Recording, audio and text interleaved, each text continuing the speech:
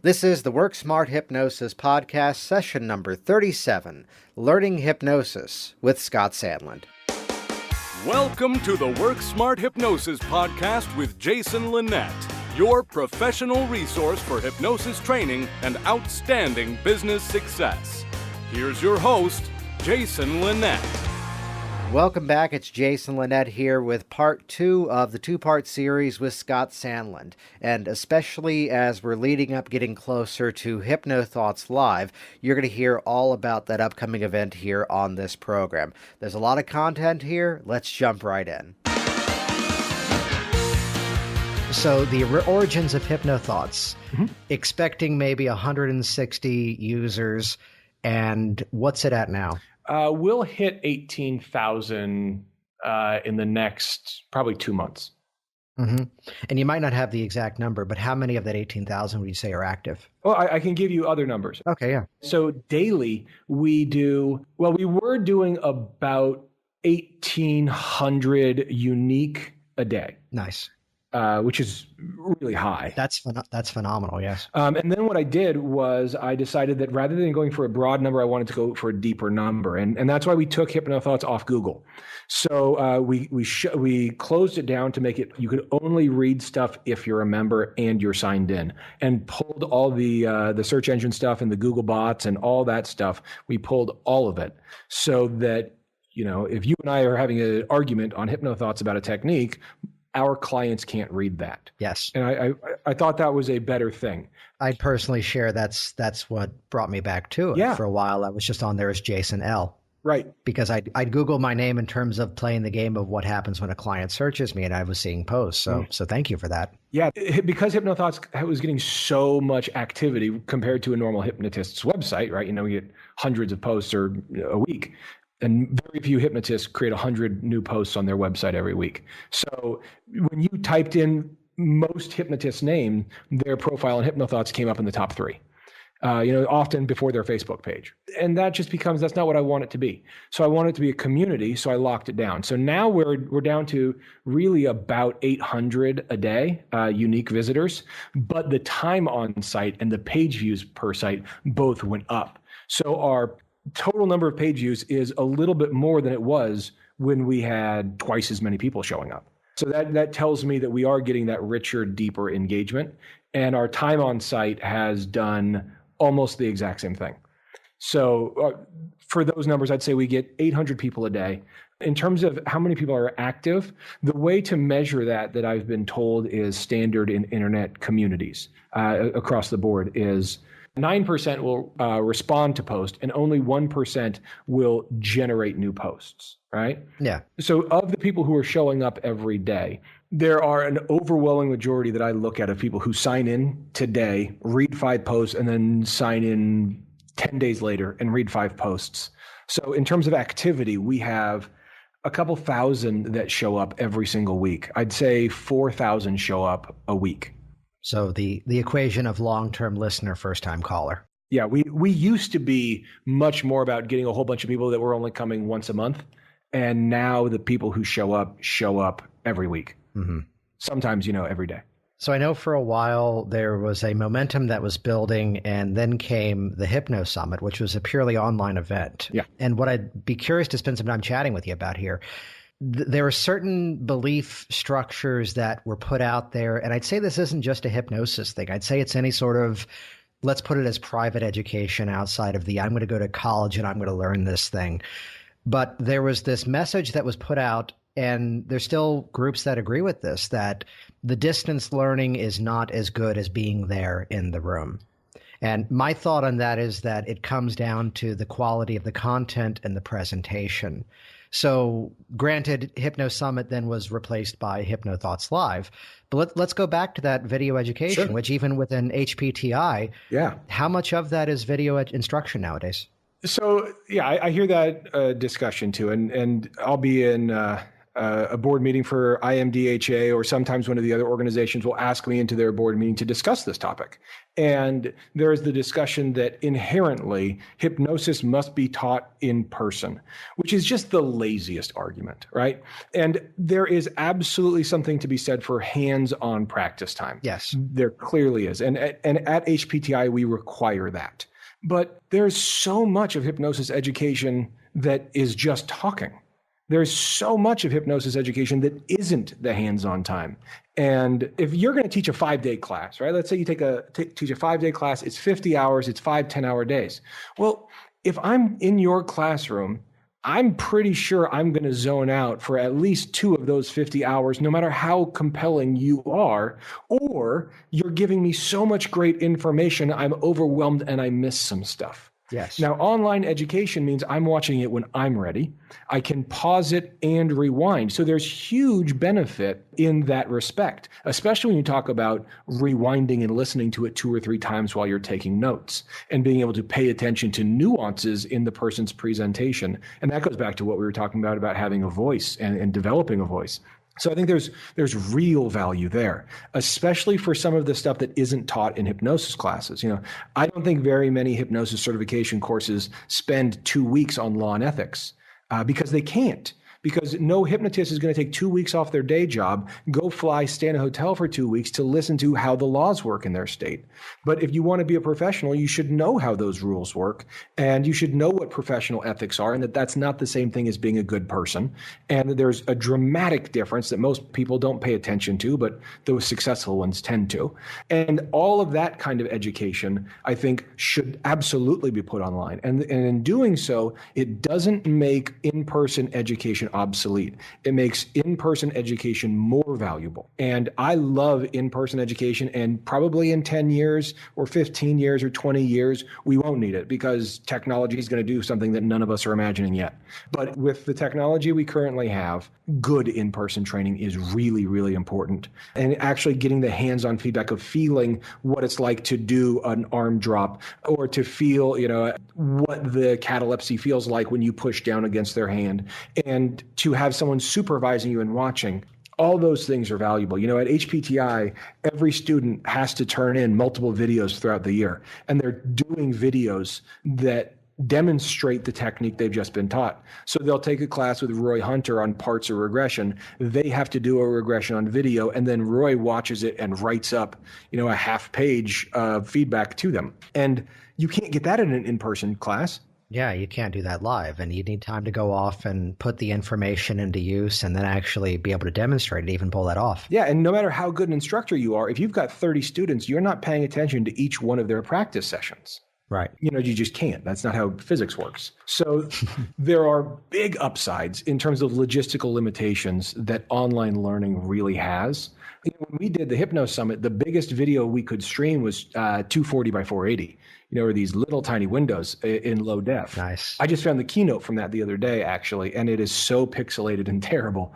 But yeah, technology is growing, and I think online education, especially for vocational training, is going to be more and more common. And, things like this are just a demonstration of that.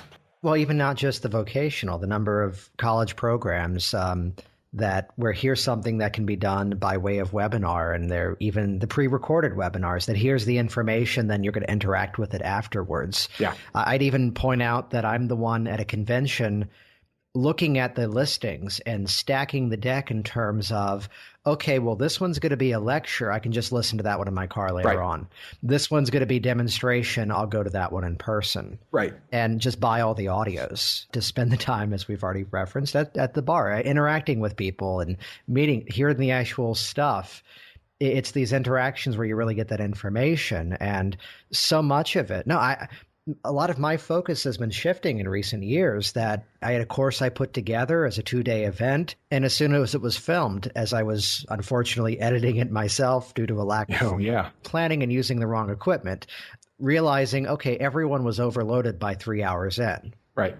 And it's something that the offer has been there, but to go, this serves so much better as a purpose when it's something that's interactive. And I even love the author Timothy Ferriss, the way he writes his books, the way that they start with the choose your own adventure challenge of, if this is your goal, watch and interact and read these chapters first. Yeah. If this is your goal, this is the most important to you. It allows people to sort of embrace their own learning strategies and then fold that content into it the way that's the most appropriate for them. Yeah, both my sisters are elementary school teachers. It's crazy. I have 2 aunts, 3 cousins, and an uncle who are also teachers. So most of the people in my family are educators. And so we have these interesting conversations at Thanksgiving and Easter about, this concept of flipping the classroom. So you do your homework in the class when the teacher's there to answer your questions, and you watch videos at home where the education can just be dry and recorded. And then you're getting the help when you are actually doing stuff instead of requiring a parent who's come home from work and doesn't know how to do this thing to try to learn it with you. And it makes the teacher a more useful, proactive tutor.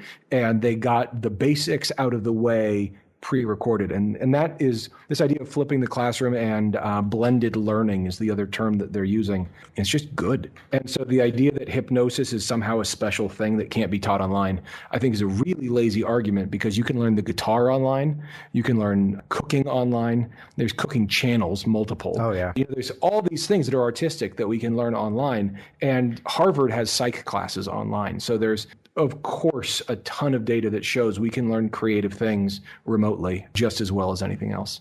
So now that we've spent some time building up distance learning, tell me about HypnoThoughts Live 2015. Sure. It's going to be big this year. I mean, it's been big. This is year 3. And, the first year we had a really big turnout. Second year we grew noticeably. And this year we're finishing up the schedule right now, and we'll probably have it out on Monday of the complete conference schedule. But when you look at the people who are showing up now, the people who are saying no to us are now calling and asking. Like, we were calling them and saying, hey, do you want to come? And they're like, nah, not really. And now they're calling and saying, hey, can we be involved somehow? And we are growing noticeably. One of the things we're doing this year that's really cool, like you said, I want to be able to listen to the recordings. We're going to record every class, the 1 hours, the 2 hours, and the 3 hours.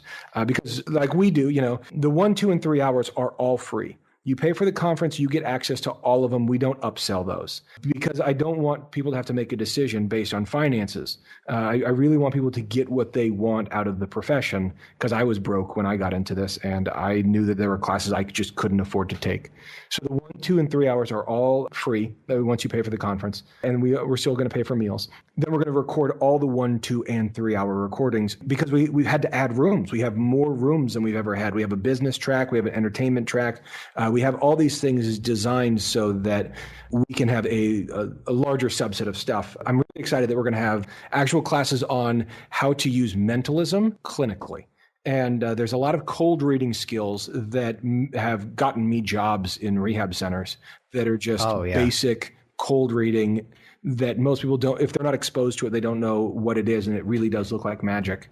But it goes back to soft skills, and it goes back to all those pieces.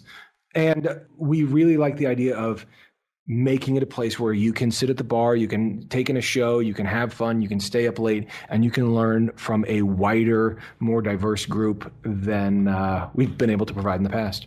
Yeah, and an impressive listings for pre and post as well, right? Yeah, our pre and post actually is so good this year. I've had multiple presenters from the pre and post call me a little concerned when they saw the list. They said, look, I speak at other conferences. They don't come up with lineups like this. Why is anybody going to come to mine? And these are really successful people who, do very well at all the conferences, are looking at the list saying, I'll share with you one better. Someone who I actually did a program with going, I'm looking at the listing and I'd rather go to this one than teach mine. Yeah. That's a good problem to have. It's a great problem to have. And really what it comes down to is we've set it up so that our goal is to have the presenters make more money at our conference than at any other conference, because we really look at it as 3 legs of the stool, right? There's, to run a conference, you need an organizer that's going to front things and put it all together. You need presenters who are going to bring good content, and you need attendees who are going to, enjoy it. And you have to think of all 3 as equal.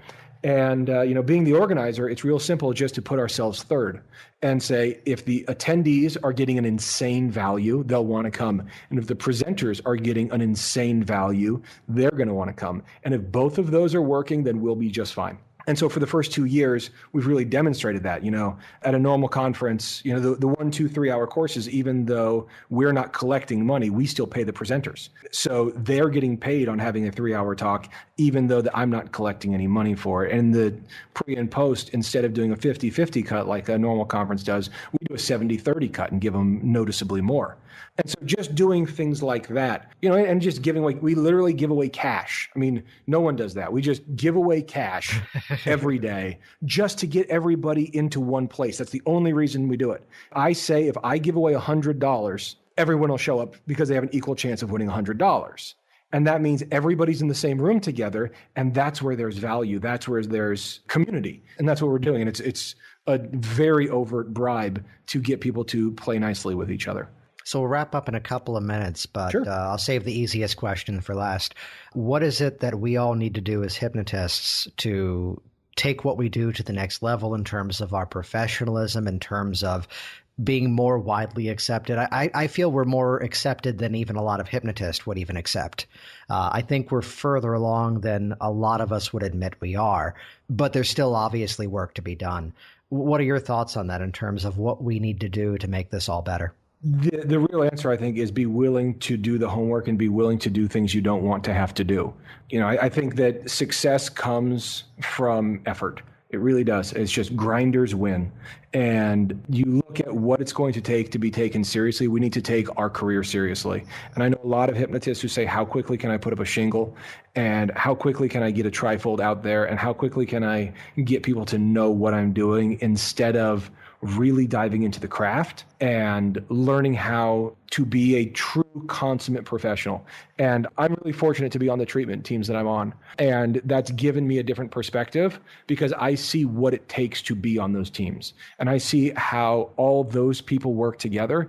And those people start from an area of respecting each other. And I think hypnotists don't do that. We may give each other the benefit of the doubt, but I think hypnotists start with, oh, he's a hypnotist. Well, is he any good? Yeah. He's a hypnotist. Well, who'd he train with? He's a hypnotist. Who's he certified by?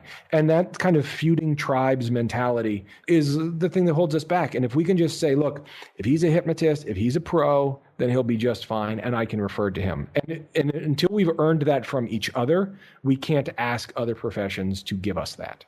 Absolutely. Thank you. Great answer. Scott, thanks so much for this. Oh, it's absolutely my pleasure. Well, cool. I'll put some links up in the show notes to your website as well as to HypnoThoughts Live. Have you announced yet the keynotes? We're doing some interesting keynotes. We've got Igor Letichowski doing one and Kevin Lapine doing another. So we've got a stage hypnotist who does Vegas, and we've got one of the biggest international trainers doing the other one. Cool. Excellent. I'll see you there. All right. See you then. Thanks for listening to the Work Smart Hypnosis podcast at WorkSmartHypnosis.com. Hey, it's Jason Linett here with one last quick favor. Just a quick request. If you would head over to the iTunes listing for this program and leave a quick review, that is the #1 way to help us out. That helps to bump up the downloads, spread the awareness around this program, and, well, simply it just makes me quite happy. So do us a favor, head over there right away. Just go to WorkSmartHypnosis.com. At the very top of the page, click the iTunes button. That'll take you right there. Leave your review. Thanks so much.